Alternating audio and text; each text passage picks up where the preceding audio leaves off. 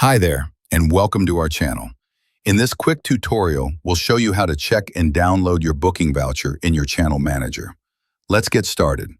First, log into your channel manager account. Once you're in, look at the menu on the left-hand side and click on Bookings. In the Booking section, select the reservation for which you want to download the voucher. Next, look to the right of the booking ID. You'll see 3 dots. Click on those dots to open a drop-down menu. From there, you'll see options to download the guest voucher or the hotel voucher. Just click on the one you need and hit Download. And that's it. Your booking vouchers are now ready to go.